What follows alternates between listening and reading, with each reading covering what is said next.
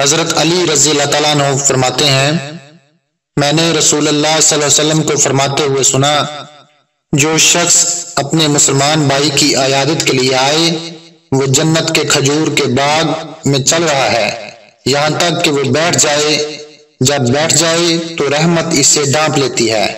اگر صبح کے وقت عیادت کے لیے گیا ہو تو 70,000 فرشتے شام تک اس کے لیے دعا کرتے ہیں، اور اگر شام کا وقت ہو تو 70,000 فرشتے صبح تک اس کے لیے دعا کرتے ہیں۔